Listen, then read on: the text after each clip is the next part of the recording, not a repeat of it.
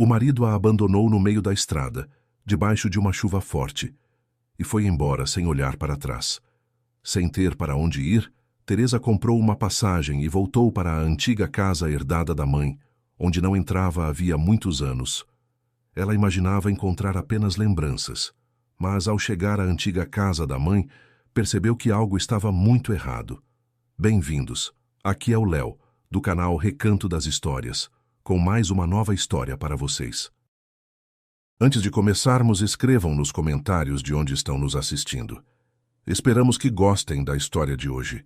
Os limpadores de para-brisa batiam contra o vidro com aquele som seco e cortante que aparece quando a chuva está apenas começando e o pneu ainda não consegue deslizar bem sobre o asfalto molhado.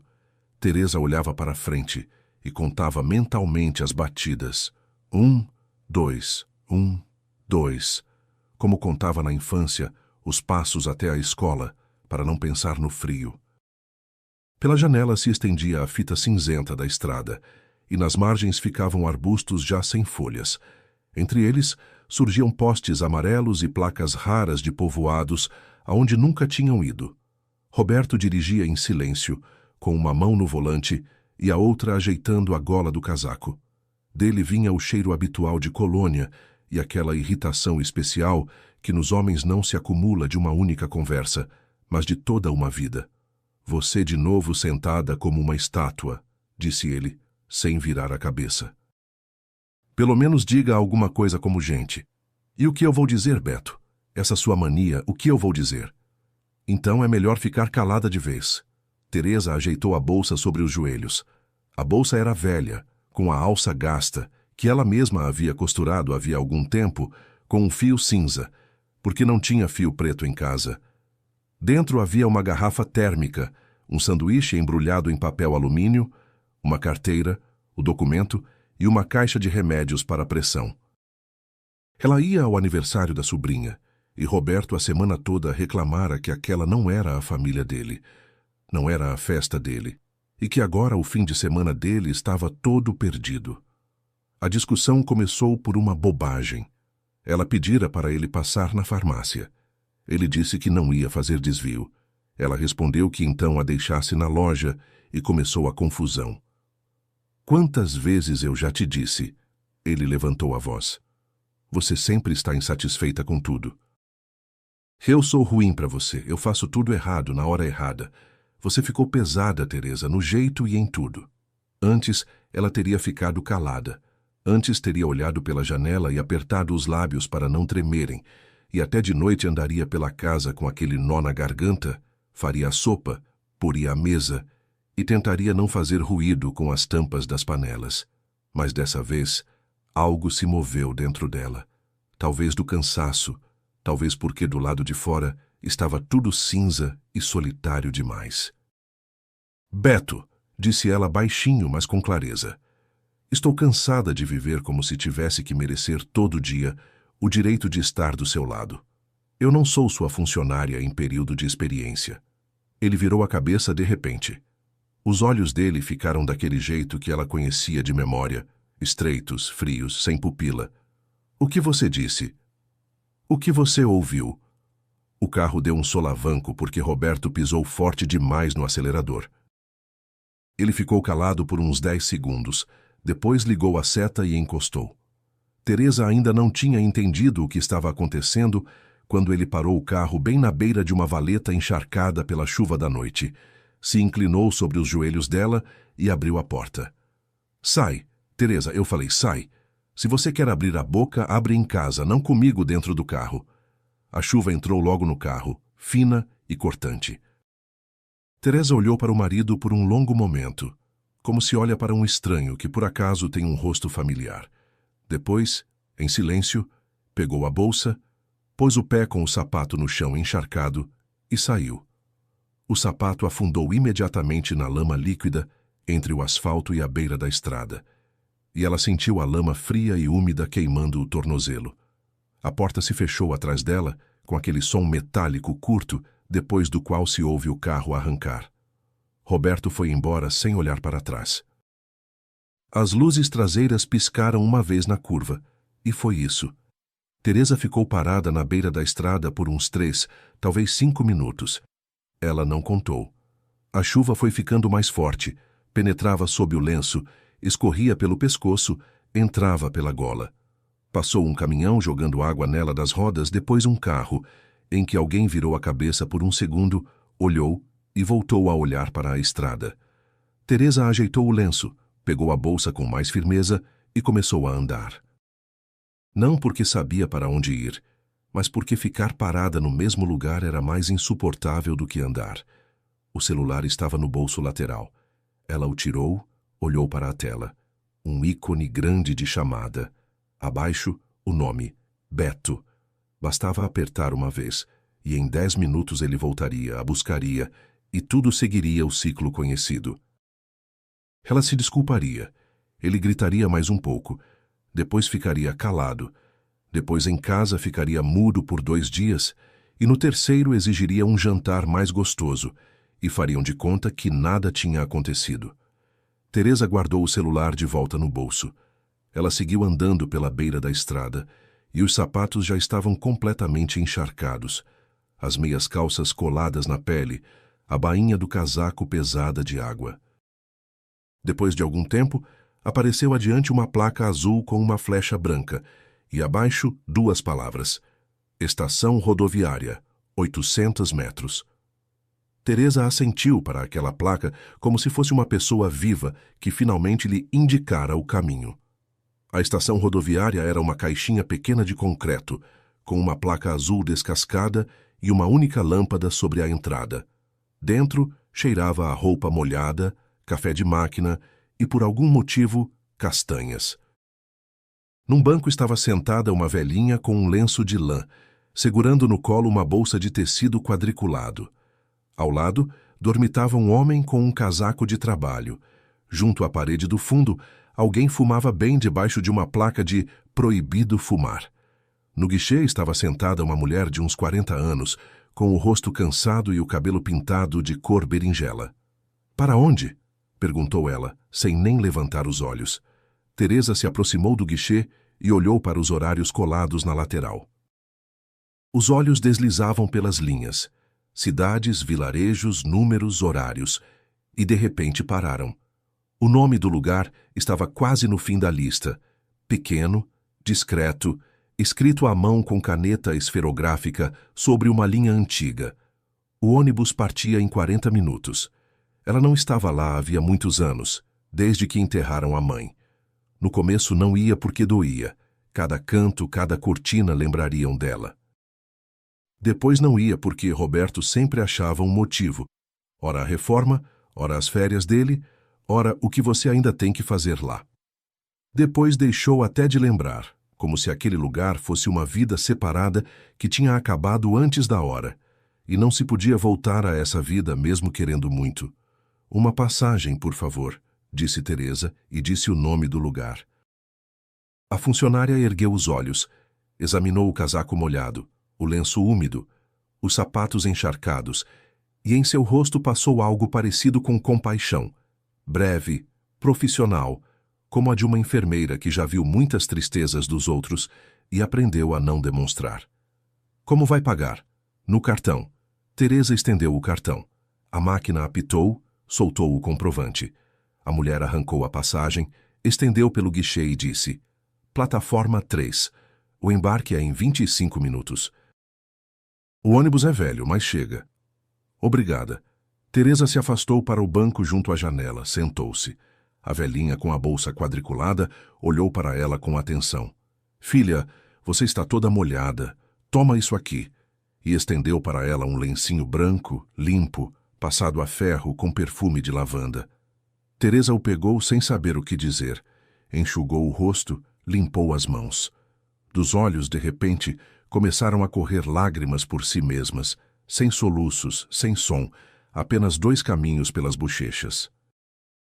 "Isso acontece com todo mundo", disse a velhinha calmamente, e voltou a se virar para a bolsa dela como se não tivesse notado nada.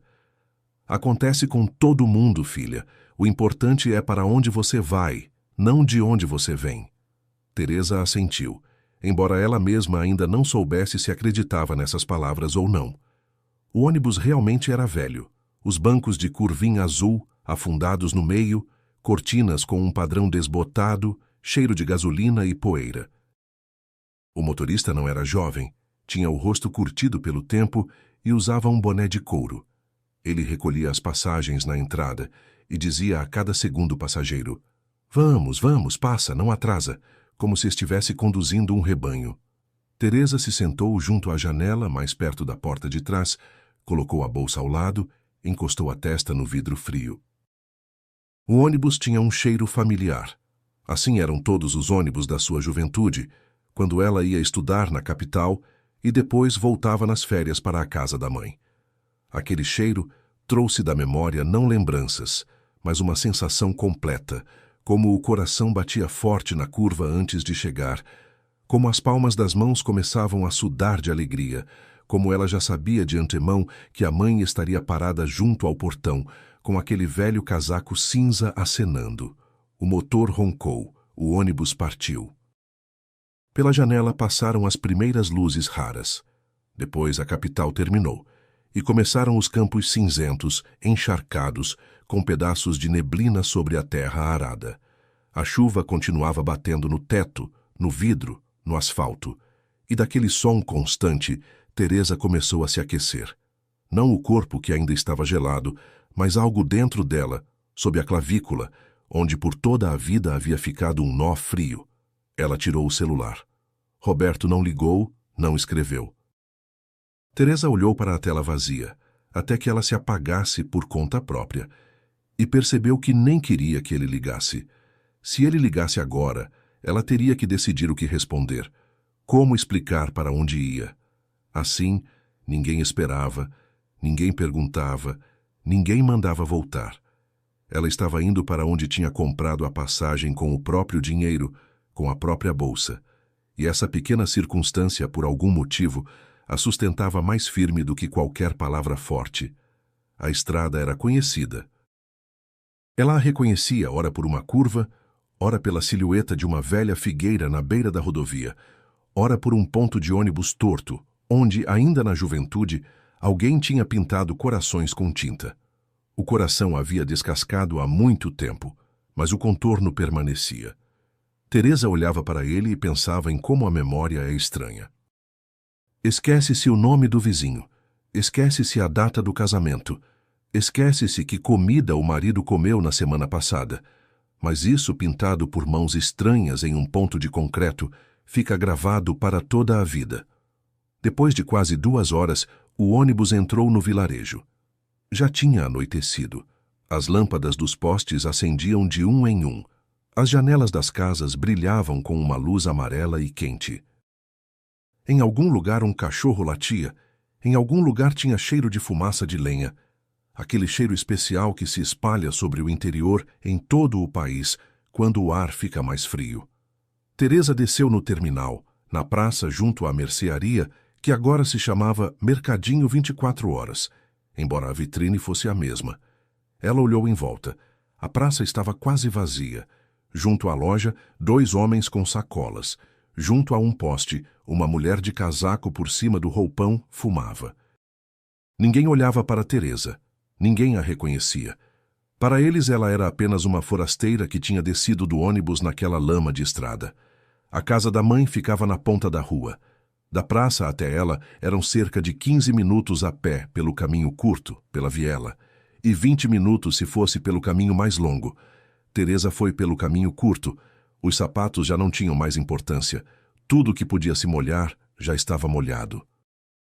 Ela andava reconhecendo cada arbusto, cada curva, cada portãozinho baixo. Em um quintal, um cachorro pequeno, branco com as orelhas vermelhas, começou a latir, e de uma janela logo apareceu uma velha de lenço, que olhou, não disse nada e recuou a cabeça de novo. Teresa virou para a sua viela. O coração bateu forte, como tinha batido no ônibus na juventude. Ela se preparava para o pior. Lúcia, todos esses anos, repetia ao telefone: "Teresa, a casa está apodrecendo. Você devia ver."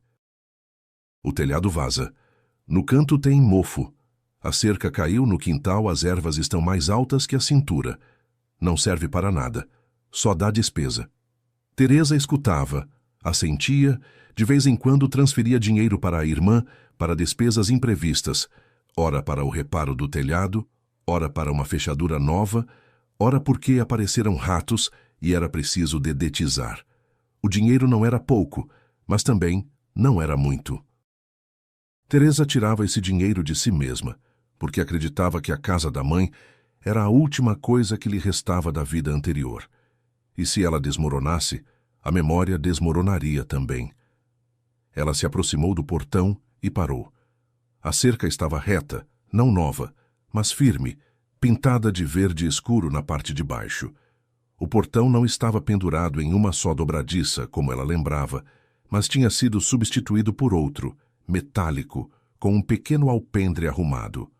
No portão havia um cadeado. O cadeado era novo, brilhante, desse tipo que se coloca no interior quando se quer dizer aos vizinhos: "Senhor dono, não entre aqui." Teresa segurou nas barras com a mão. Pelo portão dava para ver o quintal. O quintal estava limpo, não perfeito, mas exatamente como fica o de pessoas que ali vivem. O caminho até a varanda estava varrido. Junto à entrada havia um tapete de borracha. Junto à parede do galpão, lenha empilhada com cuidado. Lenha fresca, não a do ano anterior. No chão, junto ao galpão, marcas claras de pneus largos como de uma caminhonete. As marcas eram recentes.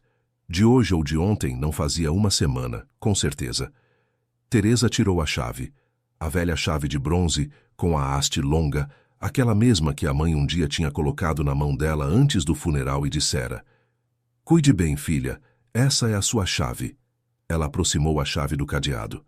O cadeado era completamente diferente, pequeno, cilíndrico, para a chave moderna, tipo cartão. A velha chave nem entrava na fechadura.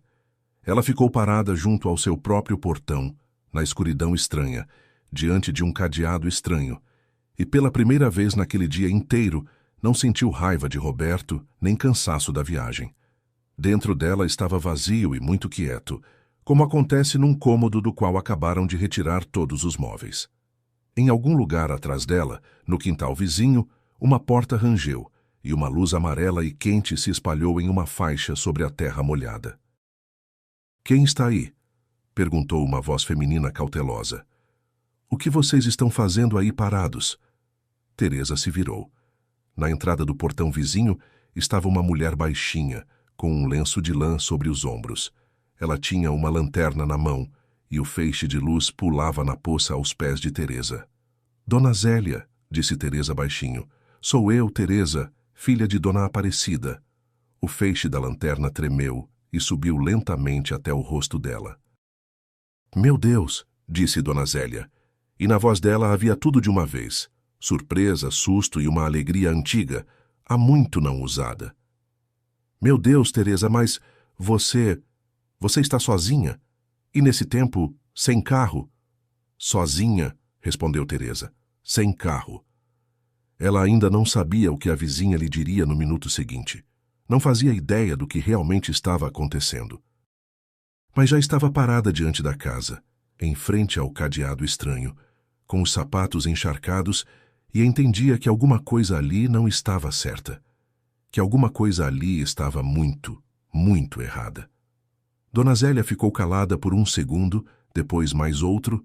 Depois baixou a lanterna e disse, já com uma voz completamente diferente, baixa, culpada, cautelosa: "Teresa, filha, vem comigo, entra, não fica aí parada. Você precisa sentar e tirar esse lenço, e precisamos conversar, filha." "Há muito tempo precisamos." Teresa assentiu. A bolsa na mão dela ficou de repente pesada, como um saco de areia encharcado.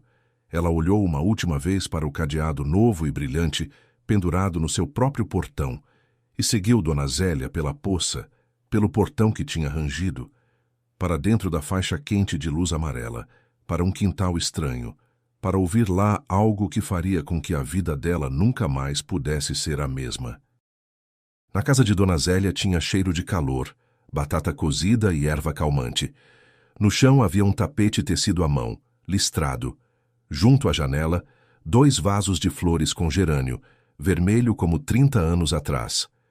Teresa colocou a bolsa junto à porta e por um bom tempo não conseguiu tirar o lenço. Os dedos não obedeciam. O nó tinha endurecido.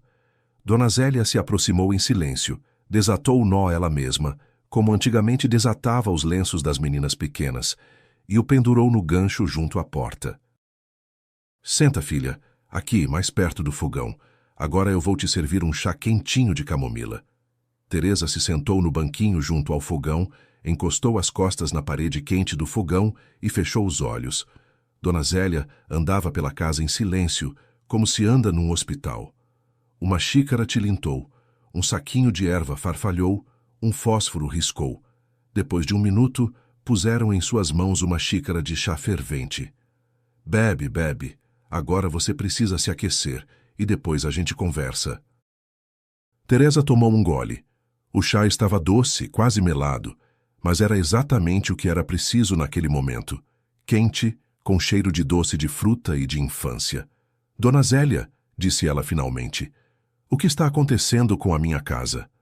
Dona Zélia sentou-se à sua frente, pôs os cotovelos na mesa, depois os retirou, depois colocou-os de novo, pegou a ponta do avental de chita e começou a amassá-lo entre os dedos. Filha, não fica brava comigo logo de cara. Não estou brava. Só me diga. Eu pensei que você já sabia, que você mesma tinha permitido. Permitido o quê? Bom, a Lúcia com a casa. Bom, do jeito dela. Teresa colocou a xícara lentamente sobre a mesa. Dona Zélia, eu não permiti nada a ela. Eu não fui lá nenhuma vez desde o funeral. A Lúcia me dizia que a casa estava caindo. Dona Zélia baixou os olhos. Dava para ver os lábios dela tremerem. Meu Deus, sussurrou ela. Meu Deus, eu sentia isso. Eu falava para o meu Pedro, tem alguma coisa errada aqui. Cá ele me dizia, Zélia, não se meta, cada um tem a sua família, eles que resolvam. E eu não me meti. Quem mora na casa? Gente diferente, filha, gente diferente. Dona Zélia suspirou e começou a contar. E no início, a voz dela era insegura, depois foi ficando mais firme, como se há muito tempo esperasse poder contar isso a alguém. Em certas épocas, ela contava, na casa, quase sempre havia veranistas. Vinha uma família da capital, um homem com a mulher e 2 filhos adolescentes. Eles ficaram 2 semanas num mês, depois de novo em outro mês. As crianças pegavam insetos num pote, corriam descalças pela rua, pisotearam as rosas debaixo da janela de Dona Aparecida. Dona Zélia depois replantou. Depois veio uma mulher solteira com um cachorro grande e branco.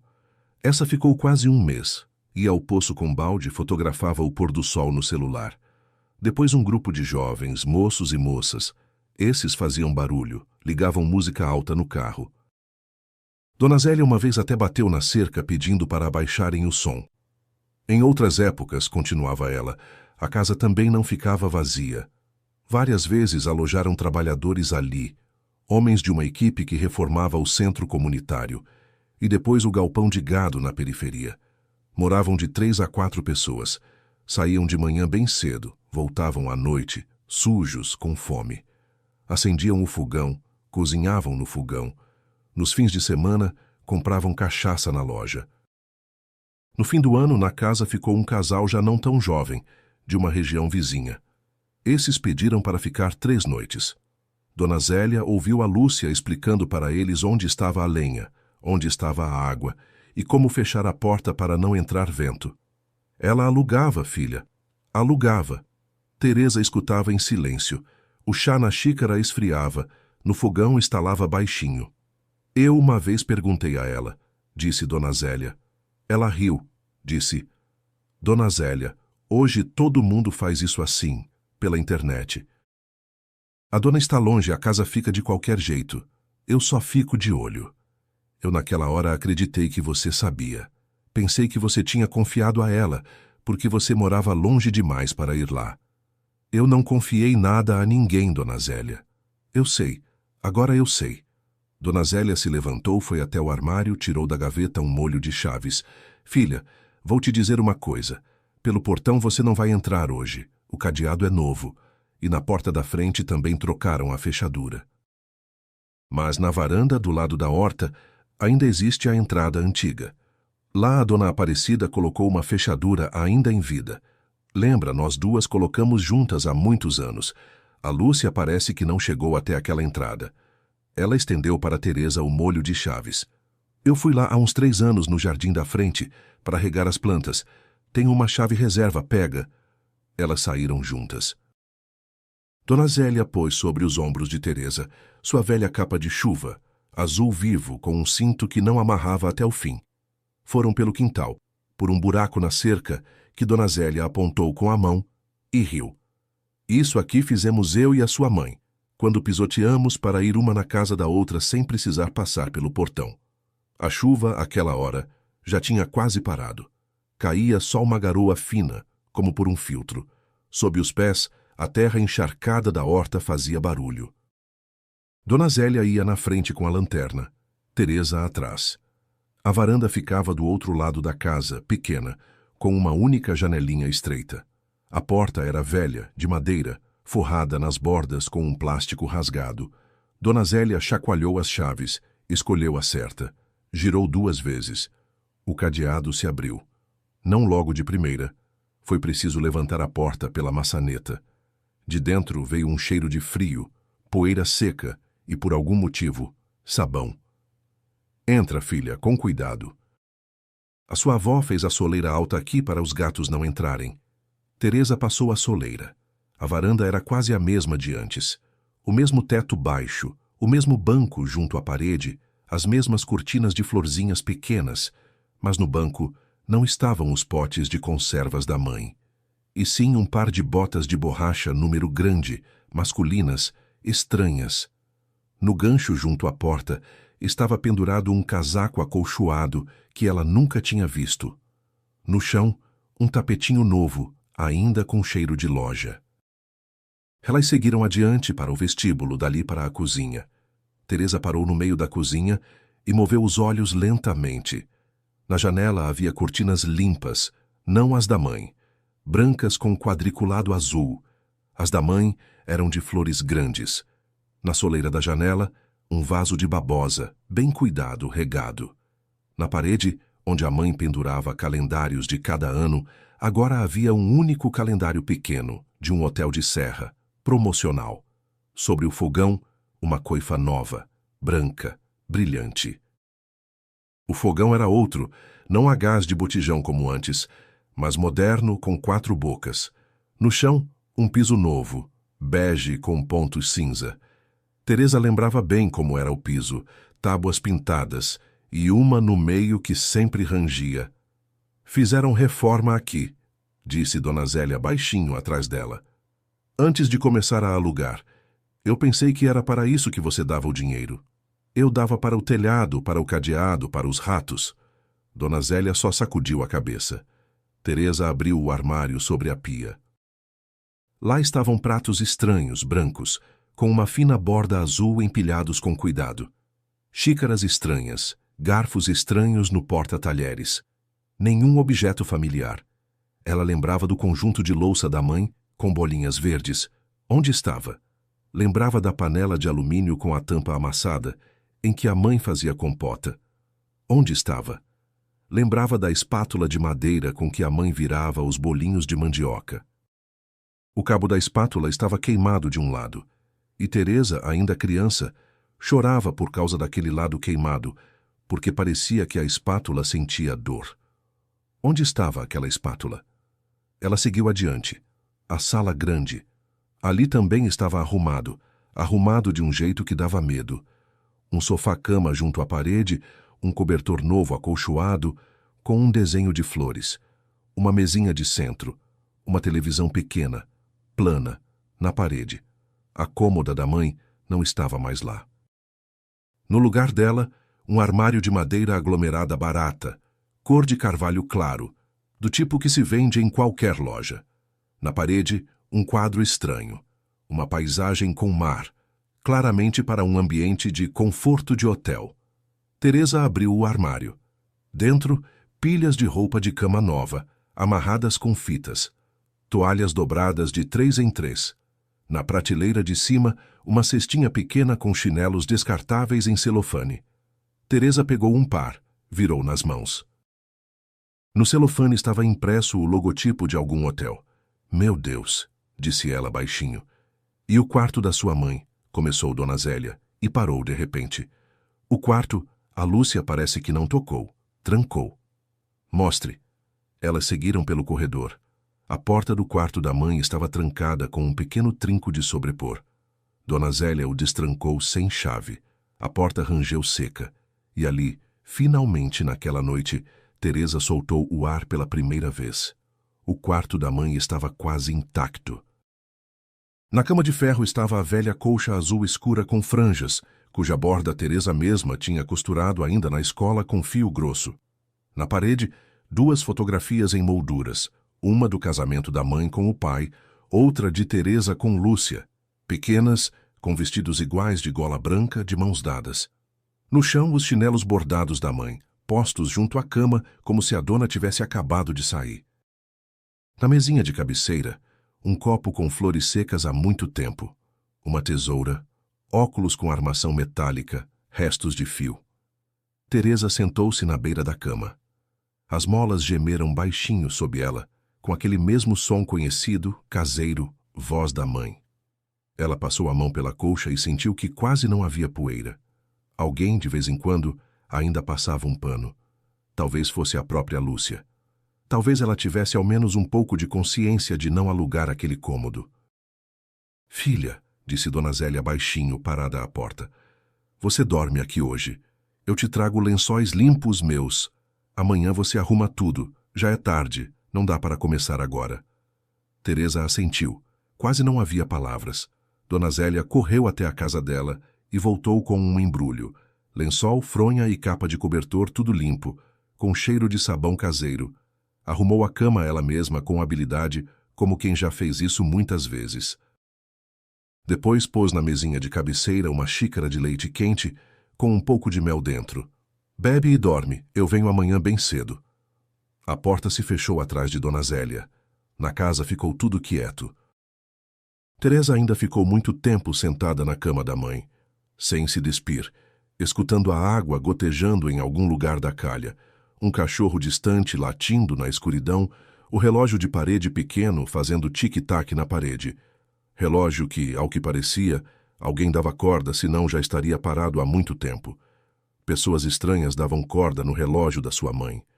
Pessoas estranhas colocavam seus pratos no armário da sua avó, e ela não sabia de nada disso. Pagava por ratos que não existiam. Ela só adormeceu de madrugada, sem se despir, vestida com o roupão da mãe que encontrou no armário, o único objeto da mãe que ninguém tinha tocado. Acordou porque uma luz amarela forte batia na janela. A chuva já tinha parado. No vidro brilhavam gotas, e atrás delas um arbusto de hibisco molhado, sem folhas, aquele mesmo embaixo do qual ela uma vez escondia da Lúcia um cofrinho feito de lata de conserva. Teresa se levantou, lavou o rosto com água fria de um balde, tomou um chá com um pedaço de pão que Dona Zélia tinha deixado e começou a arrumar. Começou pelo armário do quarto da mãe. Aquele armário a Lúcia não tinha aberto. Era visível pela poeira acumulada nas prateleiras e por como as coisas estavam dobradas, com a mão da mãe, a moda antiga, com cuidado, em pilhas. Teresa examinava tudo devagar.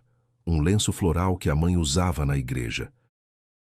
Um casaquinho cinza tricotado, com 2 botões no pescoço. Uma carteira de couro sintético. Dentro, algumas moedas pequenas e uma receita médica para pressão, dobrada em 4. Cartões postais antigos, contas de luz amareladas, calendários da década de 80. A prateleira de cima era a mais alta. Teresa colocou um banquinho, subiu, passou a mão. Primeiro tropeçou numa caixa de sapatos. Dentro havia rolos de lã e agulhas de tricô. Depois, uma pilha de revistas antigas. E no canto mais distante, junto à parede de fundo, a mão encontrou algo duro, retangular. Teresa puxou. Era uma pasta de papelão, azul, gasta nos cantos, amarrada em cruz com um elástico de escritório largo. Na capa, Nada, só um leve rasgo de caneta esferográfica, como se em algum momento a mãe tivesse pensado em escrever um nome, mas desistido. Teresa desceu do banquinho, sentou-se à mesa da cozinha, onde havia mais luz. Tirou o elástico. O elástico se rompeu sem resistir, e a ponta bateu na mão dela. Dentro havia papéis. No topo, o certificado de propriedade em nome da mãe.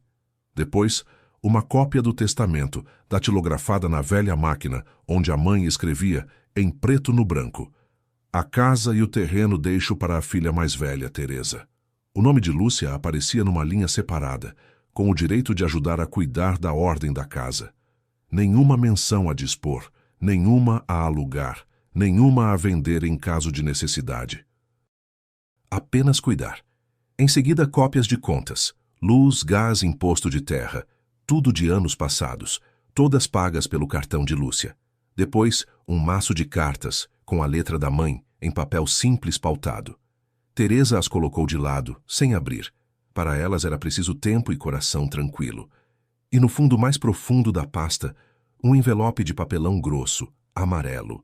Teresa o abriu e despejou o conteúdo sobre a mesa. Comprovantes, extratos bancários. Não da mãe, de Lúcia. Pelo visto, a mãe um dia preparara aquilo para um advogado. Teresa lembrava que a mãe, antes de morrer, pretendia formalizar algo, alguma procuração, e perguntara a Teresa por telefone sobre um advogado. Teresa, naquela época, dispensara o assunto. "Mãe, eu vou aí. A gente resolve." E depois a mãe adoeceu, e elas não resolveram. Teresa percorreu com os olhos a primeira página, uma transferência para o cartão. Data, valor. Na descrição do pagamento, uma linha curta. Aluguel da casa, 1 semana. O valor pequeno, mas real. Data, 4 anos atrás. Ela virou a página. A transferência seguinte. Hospedagem, 2 semanas. O valor, já maior. Data, 3 anos atrás. Adiante, depósito de 1 semana. Pagamento da casa. Pagamento da casa, novo mês. Equipe. Aluguel, fim de semana. Teresa ia colocando as folhas, uma sobre a outra, como cartas de baralho. Os números na coluna do total, ao final da pilha, já estavam somando uma quantia que não era pequena. Em 4 anos dava para um carro bom, ou para reformar um apartamento na capital, ou para uma viagem ao litoral todo ano. Em algumas dessas notas havia uma observação ao lado do valor. Parte para o Beto, deixando claro que nem todo o dinheiro ficava com Lúcia. Em algum lugar no meio da pilha havia outro papel. Nele, com a letra da mãe, já tremida pela doença, estavam escritas apenas 3 linhas. Lúcia, filha. Se você for alugar sem o conhecimento da sua irmã, isso não é cuidar, é pecado, pense bem. Pelo visto, a mãe tinha percebido alguma coisa ainda em vida. Pelo visto, tinham tido uma conversa. Mas Lúcia, naquela época, não fez nada, e depois a mãe morreu, e o papel ficou guardado na pasta azul, onde ninguém deveria encontrá-lo. Teresa estava sentada na cozinha com o roupão da mãe, diante de um copo de chá muito frio, olhando para aquelas linhas. Lá fora, já brilhava com força um sol fraco. Em algum lugar nos vizinhos cantava um galo atrasado. No rádio que Dona Zélia tinha ligado em seu quintal, tocava baixinho uma canção conhecida de viola. Teresa guardou com cuidado todos os papéis de volta na pasta azul, sem pressa. Amarrou-a com um elástico novo que encontrou na gaveta da mesa. Colocou-a diante de si. Ela ainda não sabia que naquela pasta havia apenas a metade da verdade. Ainda não sabia que Dona Zélia, naquele mesmo fim de tarde, lhe contaria algo depois do qual toda essa história do aluguel pareceria apenas a ponta do iceberg. Mas já agora, naquela manhã, à mesa da mãe, ela entendeu uma coisa. Voltar para a capital como aquela Teresa, que 2 dias antes estava sentada no carro de Roberto, contando as batidas dos limpadores de para-brisa, ela já não conseguiria mais. Aquela Teresa tinha ficado na beira da estrada, sob a chuva, e na casa da mãe, com a pasta azul nas mãos, estava sentada uma mulher completamente diferente. À casa de Dona Zélia, Teresa foi depois do almoço, quando já tinha lido tudo da pasta azul pela segunda vez, e as mãos finalmente tinham parado de tremer. Vestiu o casaco que já estava seco, pôs por cima o lenço cinza da mãe e foi pelo buraco na cerca, pelo mesmo caminho da noite anterior. Dona Zélia descascava batatas junto à janela. Na toalha de oleado havia um monte de cascas. No balde sob a mesa, a água respingava. Viu Teresa, deixou a faca de lado, secou as mãos no avental. Senta, filha, a água acabou de ferver. Dona Zélia, eu precisava falar com a senhora. Coisa séria. Eu entendo, desde de manhã estou esperando que você viesse. Teresa sentou-se no mesmo banquinho junto ao fogão. Ficou em silêncio. Dona Zélia serviu nas 2 xícaras, pôs na mesa um pote de doce de fruta, cortou o pão e também ficou calada. As 2 sabiam por que Teresa tinha ido, e as 2 postergavam aquela conversa, como se posterga a água fria antes de se mergulhar. Dona Zélia, quem mais foi à casa, além de Lúcia? Dona Zélia pousou a faca, pegou a ponta do avental nas mãos, amassou, soltou, pegou de novo. Eu não te contei tudo ontem, filha. Eu suspeitei. Você não vai aguentar. Eu já não estou aguentando, Dona Zélia. Não tem mais como cair mais baixo. Dona Zélia suspirou, longo, seco, como suspiram os velhos. O seu Beto vinha aqui. Teresa colocou a xícara lentamente sobre a mesa. Roberto Beto, seu marido. Eu reconheço o carro dele, aquele cinza longo com 2 faróis quadrados. Ele não vinha com frequência, não pense, mas vinha umas 3, 4 vezes por ano, talvez mais, sempre sem você. O que ele fazia aqui? Trazia coisas. Uma vez ajudou a carregar para dentro da casa, vi pela janela, pilhas inteiras como num hotel. Uma vez ficou junto ao galpão com um homem, mostrando o quintal, abrindo o fogão da banheira, examinando a tubulação de água. E mais, Dona Zélia baixou os olhos. Uma vez entregou para a Lúcia as chaves do portão e da porta. Eu mesma estava passando, vinda da loja, perto dos seus portões, e vi com meus próprios olhos. Ele entregou para a mão dela um molho de chaves. Ela deu para ele um pacote. O que tinha dentro do pacote, eu não sei, não vi de perto. Teresa ficou em silêncio. Na garganta estava seca, e o chá já não ajudava. Ela sentia isso. Tomava e não tomava. Quantas vezes a senhora ouviu, Dona Zélia? Filha, se for sincera, umas 15, talvez 20 vezes. 20 vezes em todos esses anos. E a senhora ficou calada. Dona Zélia apertou os lábios, ficou calada. Eu mesma me culpo por isso há 2 anos, mas você entenda, Teresa, eu não sou tão boba assim. Eu logo entendi que tinha algo errado. Só pensei. E se for assim que decidiram na família, entre ele e a sua Lúcia? Talvez você mesma tenha dito a ele, Beto, passa lá, ajuda a irmã a arejar a casa, e eu vou meter a minha língua e brigar todo mundo. Eu, com a sua mãe, que descanse em paz, vivi 50 anos lado a lado pela cerca. Dona Aparecida, no fim, ainda me chamava através da cerca. Zélia, vem aqui, fiz pamonha. Eu não ia querer brigar os filhos dela. Eu entendo, Dona Zélia. Você ainda não entende. Escuta o resto. O Beto uma vez ele mesmo veio falar comigo. Por 1 minutinho. Eu estava na horta cavando mandioca. Ele se aproximou da cerca, saudou educadamente como genro e disse, Dona Zélia, se você ver a minha Teresa, não conte para ela que eu venho aqui. Não quero preocupar a esposa com bobagens. Senão ela já começa a ficar nervosa, a pressão sobe. Assim mesmo disse, bobagens. Eu naquela hora pensei, bom, o homem está cuidando. Embora o coração já tivesse ficado meio inquieto. O que mais ele disse? Bom, nada de especial. Que ele dizia estava ajudando a sua irmã por questão de família, para a casa não se perder.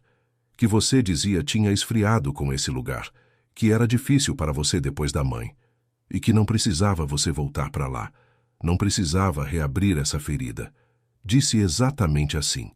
Não precisa machucar a alma dela.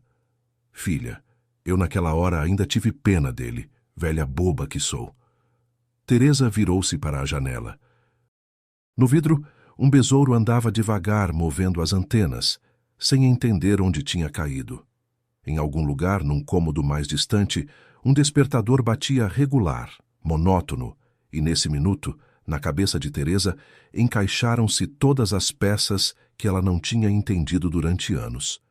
Roberto sempre encontrava um motivo para que eles não fossem para lá. Ora o trabalho, ora a reforma, ora deixa para o próximo fim de semana, ora estou cansado. Quando Teresa começava a falar que precisava ir ver a casa, talvez arrumar, ele logo começava a ficar irritado. Uma vez até gritou: "Você fica que nem criança correndo atrás dessa sua casa. Já está na hora de derrubar com um trator." Outra vez disse com calma, com carinho: "Teresa, para que você quer ir lá? Lá não tem nada de bom, só umidade. A Lúcia cuida."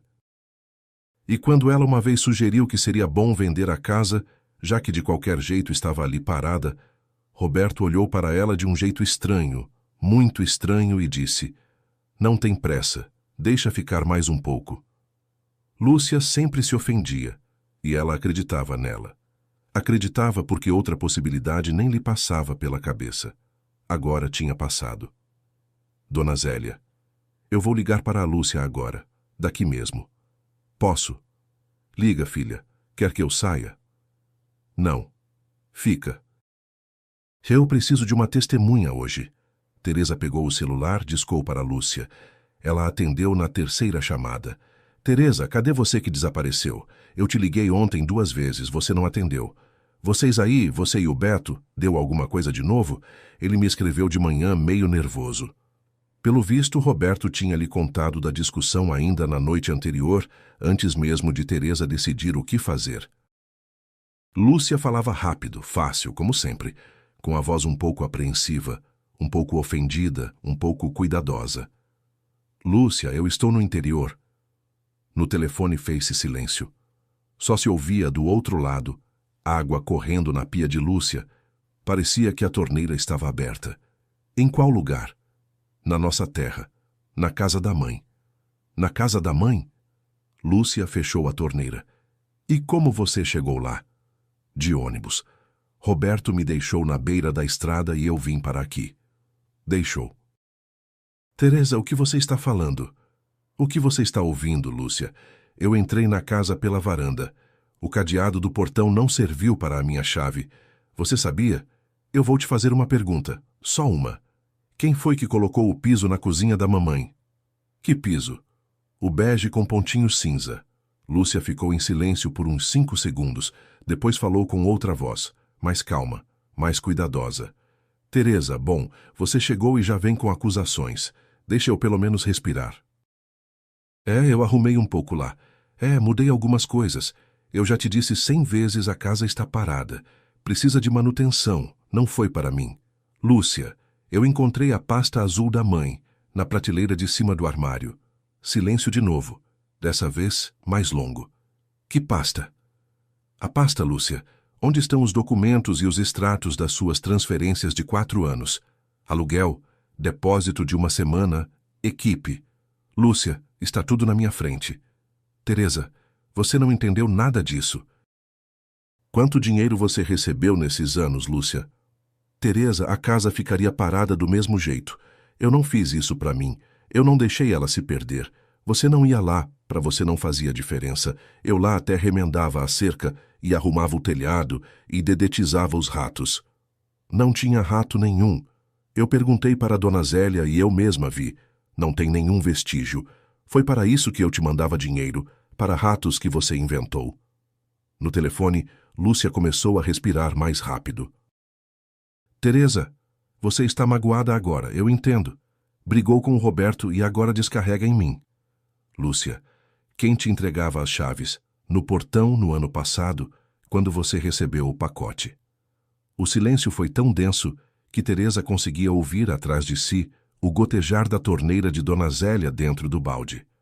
Isso foi o Beto me ajudando por questão de família." "Teresa, o que é isso?" "Lúcia, eu não estou inventando nada."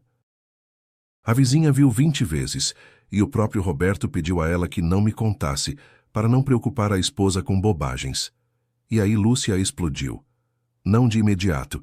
Primeiro ainda tentou manter o tom, tentou rir. Teresa, a dona Zélia já está velha. O que ela teria visto?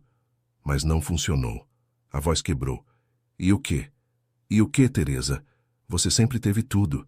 A mamãe costurava para você os melhores vestidos. Para você ela deixou a casa? Para você um marido normal, apartamento na capital, tudo para você. E eu, o quê? Por uma miséria nesse interior a vida inteira, eu não tenho direito de ganhar um troco? Você não precisava dessa casa. Não precisava, admite. Você nunca a teria aberto se o Beto não te tivesse deixado na estrada. Lúcia, se escuta. Não, é você. Se escuta. Você sempre foi a santa entre nós. E eu, me virando. Eu também aqui me virando. Você, com o seu apartamento, não vai entender nada. Lúcia, quanto dinheiro, no total? Lúcia começou a chorar. Alto, sem se conter, como na infância, quando se ofendia com a mãe. Eu te digo depois, não agora. Está bem, não agora. Teresa desligou, pôs o celular na mesa com a tela para baixo. Dona Zélia olhava para ela sem pestanejar, e ela mesma estava mais pálida que o normal. Ai, filha, isso ainda não é tudo. Dona Zélia, o Roberto vai ligar agora. A Lúcia já deve estar correndo para contar para ele. E Roberto realmente ligou. Não em meia hora, como Teresa pensava. Em 2 horas e meia já tinha escurecido.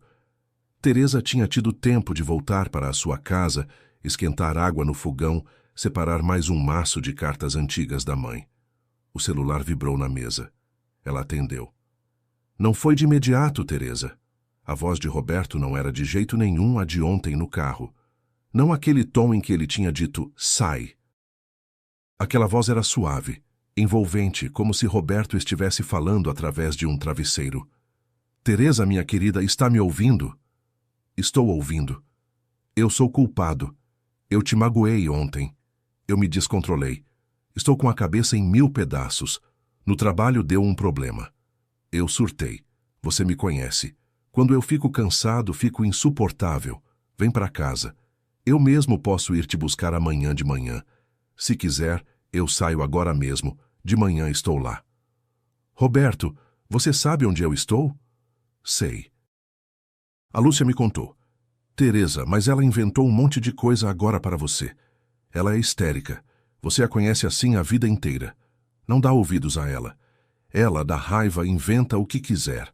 A gente senta em casa, conversa com calma. Esses documentos aí, esse aluguel, é tudo bobagem.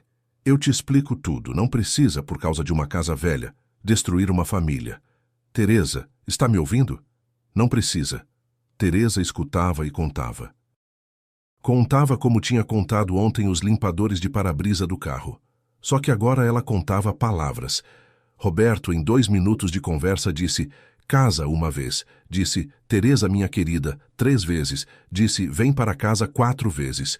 E nenhuma vez perguntou como ela estava. Se tinha se molhado, se tinha ficado doente depois da chuva, se ela tinha dinheiro, se estava quente onde ela dormia. Beto, me diga uma coisa. O que você está salvando agora, eu ou você mesmo? No telefone fez-se silêncio. Teresa ouvia ele respirando e entendeu definitivamente. Ele não estava com medo de perder a esposa. Estava com medo de perder o esquema. Tranquilo, conveniente, montado ao longo de anos, no qual a casa da mãe dela lhe trazia dinheiro, enquanto ele fingia ser um marido que não sabia de nada, ocupado, cansado. Teresa, o que é isso agora? Disse ele finalmente, e a voz dele voltou a ficar igual, mais pesada, mais habitual. Você está com a viagem na cabeça, está cansada, está achando um monte de coisa. De manhã as coisas ficam mais claras. Eu te ligo amanhã. Não liga, Beto, eu mesma ligo quando quiser. Ela desligou primeiro, pôs o celular junto à pasta azul e ficou por muito, muito tempo olhando para a janela escura, atrás da qual já não se via nem a cerca, nem o hibisco, nem o galpão. Só o próprio reflexo no vidro. Estranho, desconhecido, muito calmo. Teresa começou a manhã bem cedo. O despertador tocou às 6 e ela se levantou quase ao mesmo tempo. Mesmo assim, não conseguiu descansar bem. Lavou o rosto, fez a trança, vestiu roupa limpa e foi para o ônibus até a sede da comarca. No cartório, ficou sentada por quase 1h30. Uma mulher jovem de óculos olhou os papéis da pasta azul, digitou algo no teclado, depois disse com calma: "A senhora é a proprietária legal, está tudo certo. Vamos restaurar os documentos e registrar o fato de o aluguel ter sido feito sem consentimento. Reúna o que puder. Conversas, anúncios, testemunhas, quanto mais, melhor." Teresa anotou tudo num caderninho, por itens, com a sua letra pequena de escola. Depois passou no arquivo da comarca, depois num advogado que o cartório tinha recomendado. O advogado não era jovem, usava um suéter com cotoveleiras já gastas, e na porta tinha uma placa Dr. Mendes. Ele a escutou, assentindo, e disse: "Vamos abrir um processo separado contra o marido. Ocultação de receitas, disposição do seu patrimônio sem consentimento. O divórcio você pode pedir paralelamente. E, senhora, a senhora não é a única. Não se preocupe. De homens como o seu Roberto, eu tenho uma pasta inteira na estante." À tarde, Teresa voltou para o interior. Dona Zélia a esperava junto ao portão. "Filha, eu encontrei 3 pessoas, daqueles que moraram com vocês. Eu lembrava bem os nomes de cada um. Tenho boa memória para rosto. Eu falei para o meu Pedro: senta aí e dita esses números no celular." Na mão de Dona Zélia estava um papel de caderno com 3 números e nomes. Teresa sentou-se com ela à mesa e começou a ligar. O primeiro inquilino, aquele homem que tinha ido com a mulher e os filhos, atendeu logo. Disse que sim, alugaram, pagavam no cartão. Nome: Lúcia. A conversa pelo aplicativo de mensagens estava salva. Mandaria os prints agora mesmo. Mandou. Teresa leu sem nem pestanejar. "A proprietária mora longe, não cuida do lugar. Qualquer dúvida é comigo." A segunda inquilina, aquela mulher com o cachorro, também respondeu. O terceiro não atendeu, mas mandou uma mensagem curta. Pagava em dinheiro para o líder da equipe, que passava para a mulher, não lembro o nome. Aquilo era suficiente. Lúcia chegou 2 dias depois. De manhã, Teresa estava justamente estendendo no quintal as cortinas da mãe, aquelas de flores grandes que tinha encontrado no fundo da cômoda. Ouviu a porta de um carro bater junto ao portão, não o carro de Roberto, um carro estranho, um táxi vindo da sede da comarca. Lúcia entrou no quintal com passo seguro. Assim andam as donas de casa, não as culpadas. Vestia um casaco novo, vinho e botas de tacão, muito elegantes demais para o interior. "Teresa, já chega. Eu vim conversar de irmã para irmã." "Entra, Lúcia. Vou colocar o chá." Na cozinha, Lúcia sentou no mesmo banquinho em que Teresa tinha sentado na primeira manhã.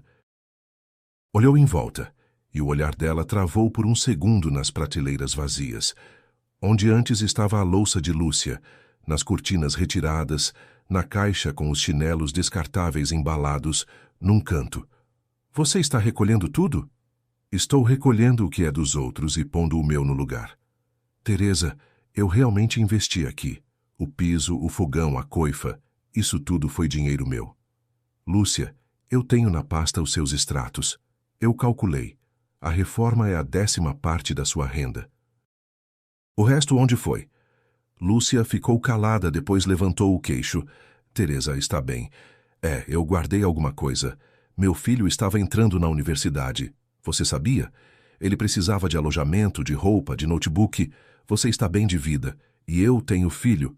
Você não tem." "Lúcia, quem te disse que eu nunca abriria a casa?" "Ninguém." Lúcia se encolheu como diante de uma mosca. "Ninguém. Eu mesma." "Foi o Beto que te disse? O que exatamente? Que você não entende de patrimônio? Que se você tocasse na casa ia vender logo por uma miséria para o primeiro que aparecesse? Que pelo menos ele garantiria que o dinheiro ficasse na família? Ele dizia assim: Lúcia, você é inteligente, você entende. Não pode confiar essas questões a Teresa." Teresa serviu o chá em silêncio. Colocou diante da irmã. "E você acreditou, Teresa?" Ele dizia isso com tanta segurança. Ele te conhece há 20 anos. Eu pensei, talvez eu esteja vendo errado alguma coisa. Você viveu comigo como irmã, mas acreditou nele. Lúcia baixou os olhos para a xícara. Não bebeu o chá. Roberto chegou ao anoitecer. Ele mesmo no carro cinza, com os 2 faróis quadrados que Dona Zélia reconhecia a 1 quilômetro de distância, bateu no portão. Teresa abriu. Nas mãos de Roberto havia um buquê de crisântemos brancos com um tom esverdeado, daqueles que vendem junto à estação. Teresa, eu vim falar com você como gente. Ela o deixou entrar no quintal. Na casa não deixou entrar. Ficaram parados junto à entrada, sob a lâmpada amarela, da qual caía sobre o chão um círculo irregular de luz. Teresa, eu pensei muito. Eu estava errado. Eu vou te contar tudo como é. A Lúcia pediu ajuda. Eu ajudei por questão de família. Dinheiro bom eram trocados. Eu queria depois te fazer uma surpresa, juntar e te dar de presente um tratamento de spa. Você estava pensando em mim, Beto. Eu tenho a conversa. Aquela em que você combina o pagamento adiantado com o responsável pela equipe que alugou a casa, usando o cartão da Lúcia. Essa era a sua surpresa do spa? Roberto pestanejou. Teresa, de onde você tirou essas conversas? Não importa de onde, importa que existe. Ele ficou calado, depois mudou a voz, ficou mais duro. Bom, está bem. A gente alugava, eu e a Lúcia. Mas, Teresa, escuta, se não fosse por nós, a casa teria desmoronado. Você não vinha aqui. Você tinha abandonado. Nós a conservamos. Fizemos isso para o seu bem. Roberto, você conservou não para mim. Você conservou para você mesmo. Teresa, pensa no que eu falei antes de tomar qualquer decisão. Ele ficou parado um pouco, ainda com o buquê nas mãos. Depois o colocou na escada da entrada com cuidado e foi embora. No dia seguinte, tudo se desfez.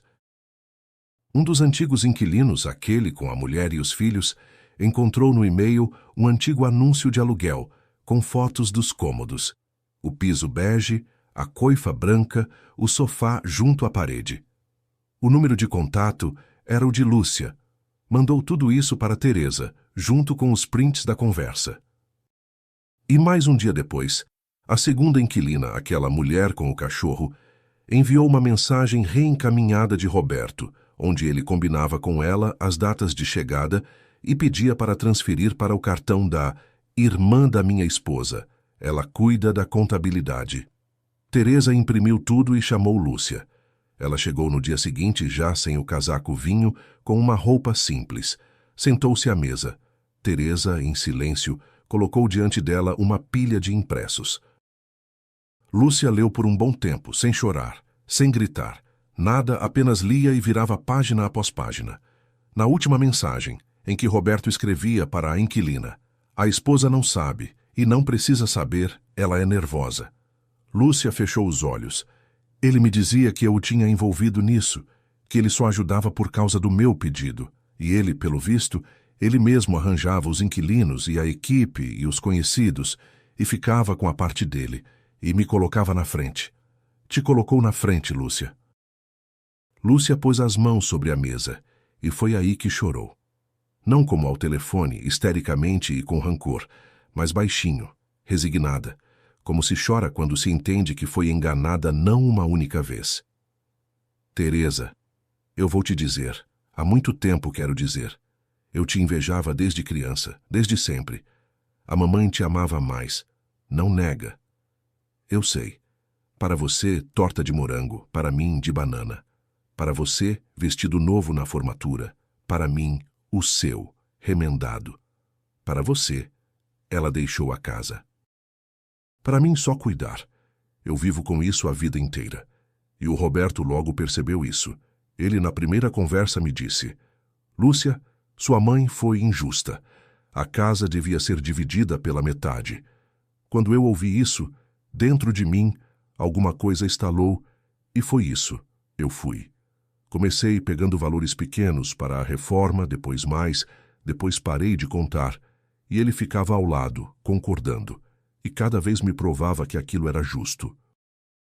Teresa colocou a xícara na mesa devagar, e quando falou a voz saiu firme, sem gritar. Lúcia, você está sendo injusta com a mamãe. Ela não te deixou de lado. Você esqueceu o terreno da beira do rio?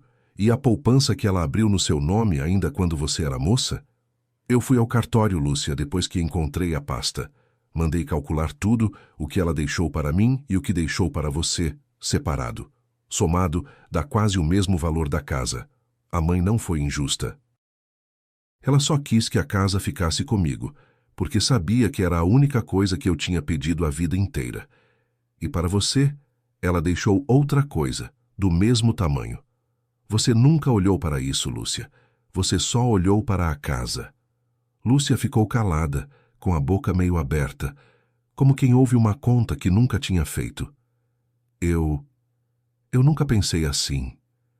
Eu vendi aquele terreno ainda jovem, gastei tudo rápido, nem prestei atenção no valor. Pois é. E o Roberto sabia disso melhor do que você. Ele sabia que bastava te lembrar da casa, e nunca do resto, para você sentir que tinha sido roubada. E você acreditou, porque era fácil acreditar nisso, do que admitir que você mesma tinha gastado a sua parte. Teresa escutava agora o próprio silêncio de Lúcia e doía. Mas já não doía agudo, doía de forma constante, como dói a coluna ao fim do dia. Lúcia, você ajudou ele a fazer isso comigo. Você entende isso? Entendo, e vou carregar essa culpa pelo resto da vida. Eu não vou conseguir te perdoar de imediato. Não vou mentir, a confiança não volta de um dia para o outro. Eu entendo, mas se você realmente quer corrigir alguma coisa, comece pela verdade. Conte ao advogado exatamente como tudo aconteceu. Eu conto. E contou. Lúcia foi até o Dr. Mendes. Por conta própria, sem ser chamada, escreveu uma declaração de mão própria, em 2 folhas. Anotou tudo. As conversas com Roberto, e que ele mesmo procurava inquilinos, e que parte do dinheiro ia para ele, em mãos ou por transferência. O advogado leu, assentiu e disse a Teresa por telefone: "Isso muda bastante o quadro. Muito." 1 semana depois, todas as fechaduras da casa da mãe foram trocadas. Um conjunto de chaves Teresa guardou no próprio bolso, o outro deu para Dona Zélia, para qualquer eventualidade, se eu não estiver. Ela foi à capital 2 vezes, para formalizar o divórcio e apresentar a queixa pelo aluguel. Roberto mandava mensagens longas, depois curtas. "Vamos pelo menos nos encontrar, eu explico tudo." Depois ficou em silêncio. O advogado escreveu para ele, e depois disso ele parou de escrever. Roberto apareceu mais uma vez depois de muitas semanas, quando já tinha passado bastante tempo desde a separação. Ficou parado junto ao portão, sem buquê, com o casaco desabotoado. Teresa saiu para a entrada. Atrás dela, na porta, estava Lúcia. Tinha vindo de manhã ajudar a pendurar uma cortina no quarto da mãe. "Teresa, eu entendo, eu sou culpado. Foi a Lúcia que me envolveu. Eu errei. Não é tarde ainda." E aí, Lúcia deu um passo adiante. Em silêncio, sem raiva, simplesmente se colocou ao lado da irmã na entrada, com o xale da mãe sobre os ombros. "Beto", disse ela baixinho, "eu não vou mais ficar calada por você. Vai." Ele ficou parado mais 1 minuto, depois se virou e foi até o carro. O portão se fechou atrás dele, baixinho, sem barulho. A audiência aconteceu numa manhã fria, quase 4 meses depois daquela viagem de ônibus sob a chuva. Teresa entrou no fórum da capital com a pasta azul debaixo do braço, não a original, que tinha ficado guardada em casa, mas as cópias autenticadas, organizadas por ordem cronológica, exatamente como o Dr. Mendes tinha orientado. Vestia um casaco simples, cinza, e os mesmos sapatos resolados que tinha usado para reconstruir a vida no interior. O juiz, um homem de meia idade, óculos de aros finos, levou um tempo lendo o processo antes de erguer os olhos. Do outro lado da sala, Roberto estava sentado ao lado do advogado dele, sem olhar para Teresa nenhuma vez. Lúcia, que tinha sido chamada como testemunha e também como ré em parte do processo, estava sentada num banco mais distante, com as mãos cruzadas no colo, o rosto pálido. "A propriedade do imóvel em questão", leu o juiz, "está devidamente registrada em nome da autora Teresa, conforme certidão de óbito e testamento da falecida Aparecida, mãe das partes. Não há, em nenhum documento, autorização para locação por terceiros. O advogado de Roberto tentou argumentar que ele apenas auxiliava a cunhada, que não tinha recebido valores diretamente, mas as conversas salvas pelos antigos inquilinos, os extratos da pasta azul com a anotação "parte para o Beto" e a declaração escrita de própria mão por Lúcia, derrubaram um a um cada argumento.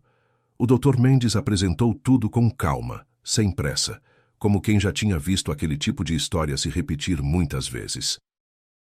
A sentença veio por escrito semanas depois, mas o resultado essencial o juiz já tinha deixado claro naquela manhã. Roberto e Lúcia seriam condenados, solidariamente, a indenizar Teresa por todo o período em que o imóvel foi alugado sem o seu consentimento. O valor calculado com base nos próprios extratos que estavam na pasta da mãe, corrigido pelo tempo decorrido. Para Roberto, somou-se ainda a apuração de ocultação de bens e rendimentos durante o casamento, o que pesou também na partilha do divórcio, já decretado havia algumas semanas. Teresa saiu daquele casamento sem dívidas, com a metade que lhe cabia do que o casal tinha construído junto, e com uma sentença que reconhecia, em letras formais, o que ela já sabia havia meses, que aquela casa e tudo o que dela tinha sido tirado às escondidas era dela. Roberto pagou em parcelas, atrasadas mais de uma vez, sempre com algum pretexto novo. Lúcia, diferente dele, não esperou ser cobrada pela justiça. Vendeu um carro que tinha comprado naqueles anos, usou parte das economias do marido e foi devolvendo mês a mês sem reclamar, sem pedir desconto. Como quem paga não só uma dívida em dinheiro, mas uma dívida mais antiga e mais difícil de medir. Eu sei que dinheiro não apaga o que eu fiz, disse ela a Teresa um dia, entregando um envelope fino na mesa da cozinha. Mas é o que eu tenho para te dar agora. O resto eu vou ter que mostrar com tempo, não com depósito. Teresa guardou o envelope sem contar ali mesmo. Não porque não importasse, importava e muito, mas porque já tinha aprendido que algumas coisas, entre elas, precisavam de outro tipo de prova. O divórcio se tornou definitivo numa tarde comum, sem cerimônia. Apenas um papel a mais assinado e uma ligação curta do Dr. Mendes confirmando: "Está encerrado, Dona Teresa. A senhora está livre."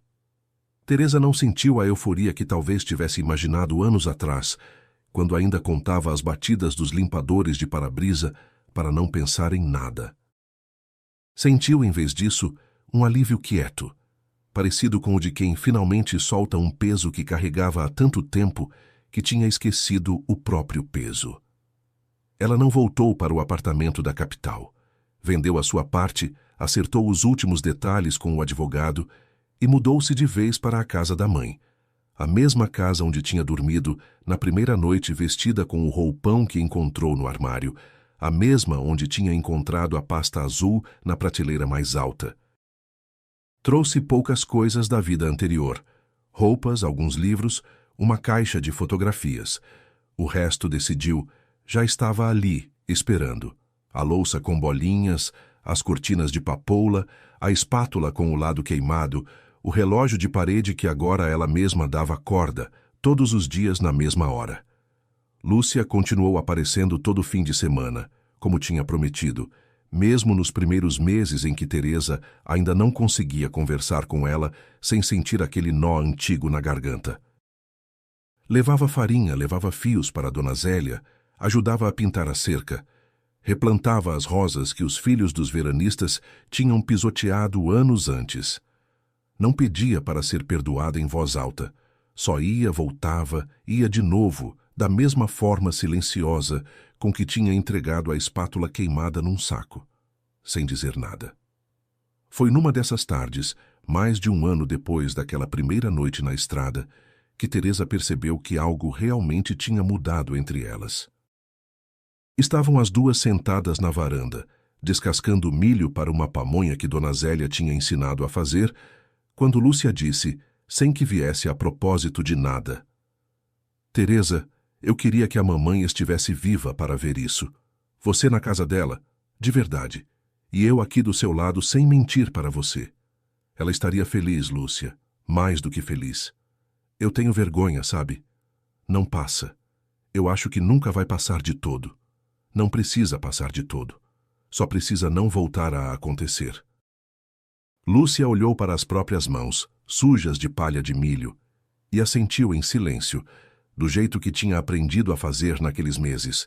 Sem discurso, sem se desculpar de novo com as mesmas palavras, apenas estando ali, presente, dia depois de dia, até que a presença sozinha virasse prova. As duas voltaram a rir juntas pela primeira vez numa tarde de domingo, quando Dona Zélia contou, pela enésima vez, a história do buraco na cerca que ela e Dona Aparecida tinham feito décadas atrás. Lúcia riu tanto que chorou, e dessa vez era um choro diferente de todos os outros daquele ano. Leve, sem peso, da espécie que só existe entre quem decidiu, depois de tudo, continuar sendo família. Roberto nunca mais apareceu. As últimas notícias que chegavam dele vinham por meio do advogado, sempre formais, sempre distantes. Teresa não pensava mais nele com raiva, só de vez em quando, com uma espécie de espanto frio, ao lembrar de quantos anos tinha passado acreditando que merecer um lugar ao lado de alguém era trabalho seu, e nunca dele. E a casa seguia ali, com as luzes acesas à noite, com o relógio dando as horas certas, com duas irmãs que tinham aprendido, tarde, mas a tempo, que o silêncio bom é aquele que se escolhe, e não aquele que se é forçada a guardar. Obrigado por terem escutado esta história. Aqui foi o canal Recanto das Histórias. Se gostaram, se inscrevam no canal e deixem seu like. Para vocês é um gesto simples, mas para nós faz toda a diferença.